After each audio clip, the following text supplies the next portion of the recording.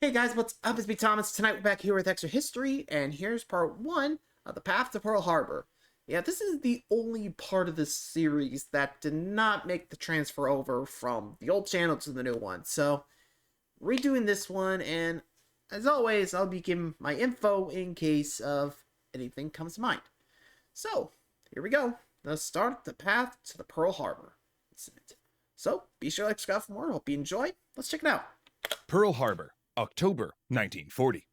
Admiral Year James before? Richardson cables the Chief Okay, of Naval interesting. Operations, demanding to know why the heck he's here. In April, the U.S. Pacific Fleet had left its home base in California to conduct exercises in the Pacific. Then 1 month in, he'd received orders to issue a press release stating that he was remaining at Pearl Harbor on naval business. He's furious. So, He has permanent no position. business here. And what he'd been told would be a 2-week stay has stretched to 6 months. Oof. Pearl Harbor is a forward station. It doesn't have the facilities to properly house, supply, or repair the fleet. Reenlistments are down. Ammunition and fuel short. Morale has collapsed. Why is his fleet being left to rot? Finally, he gets an here we answer. go. President Roosevelt wants the fleet in Pearl Harbor as a deterrent against Japanese attack in the Dutch East Indies and to give America leverage in diplomatic negotiations. The U.S. Pacific Fleet is now a pawn in a high-stakes game, one where Roosevelt, unknowingly, is running out of time. True. Fair enough.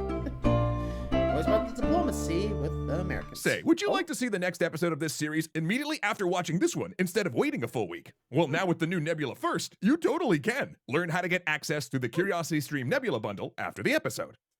Hey everyone, quick note up Hey, top. Rob. This series will be drawing on 2 previous shows we've done about the history of Japan. Of course, you don't need to have watched them, but we're also not going to repeat some info on previous topics much. So, if you Okay. want extra background or just to brush up, you can check out our completed series on the end of the samurai and Japanese militarism. Links to those in the description, but now, on to the infamy.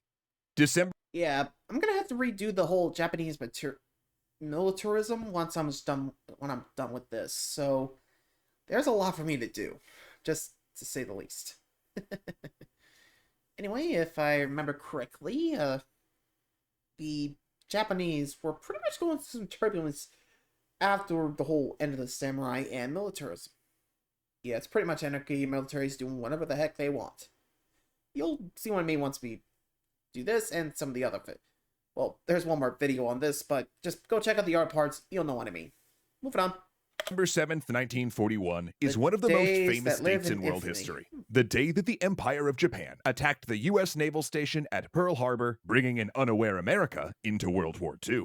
That is Go on the traditionally how it's specific told theater, in textbooks not and the European documentaries. theater. But it's That's not on the full Hitler. story, or even, in many ways, the real story of how and why these countries came to blows. Because mere weeks before the attack on Pearl Harbor, diplomats were still negotiating for peace, and even proposing that Roosevelt and Japanese Prime Minister Prince Konoye meet face to face. In fact, the road to December 7th was a crooked one, fraught with tense meetings, cultural misunderstandings, and dismissed warnings. A surprise attack that remained a surprise, even though the U.S. State Department had decrypted and was reading Japanese diplomatic cables about the operation.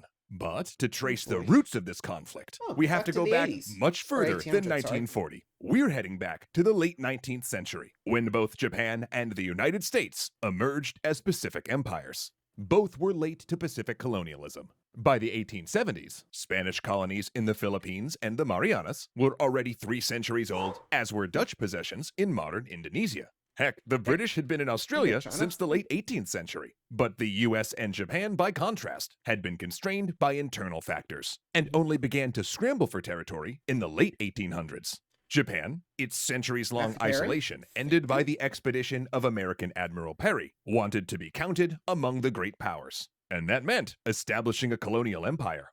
It started slowly at first, with the addition of islands, such as Okinawa, that it considered part of its historical borders. Then it moved on to Taiwan, Korea, and Sakhalin Island, spoils of the First Sino-Japanese War and the Russo-Japanese War. The United States had a similar delay, since it had only become a Pacific power in the 1840s, when the Mexican-American War won it the Southwest and California, and a treaty with the UK ceded it the Oregon Country. Yet its first official forays into exerting power in its new Pacific domain, like Perry's expedition to Japan, were put on hold during the Civil War. But even then, Yeah, I mean, sure, you really can't be sending out ships when your whole country's like tearing itself apart. Good luck with that. Oof. Anyway, moving on.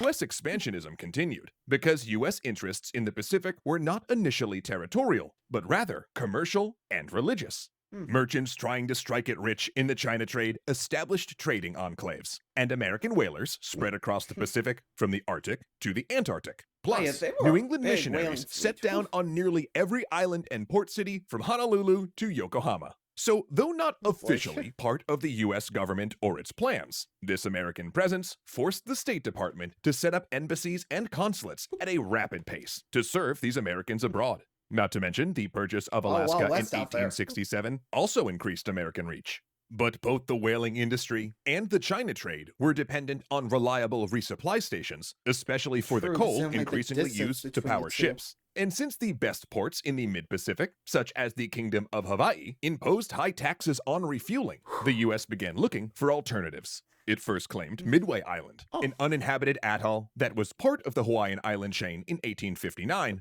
but the first efforts to dredge it into a useful harbor ended in disaster when the project failed and a naval vessel wrecked on return. So the U.S. Navy began looking to a more suitable location. After all, would it not be helpful to set up a naval station inside the Kingdom of Hawaii? In 1875, during the reign of King Kalakaua, the Hawaiian government signed a free trade agreement with the United States, deepening the already largely American presence in Hawaii. But upon the agreement's renewal in 1887, America insisted in negotiations that the U.S. Navy get exclusive rights to use an underdeveloped location as a coaling and repair station. The place, a pristine bay of several locks with lush oyster beds, would come to be called Pearl Harbor. Yet Pearl was inferior to the nearby commercial port of Honolulu Harbor, which could accept large, deep draft ships. By contrast, Pearl's entrance was shallow and mostly blocked by coral reef, with only a small entrance that had been cut by a native Hawaiian chief. And Congress didn't really want to shell out the money to develop it further. But then, in 1898, America's posture in the Pacific changed. In the wake of the Spanish-American War, a wave of empire-building politicians looked to the Pacific, no longer for commerce or conversion, but now territorial expansion.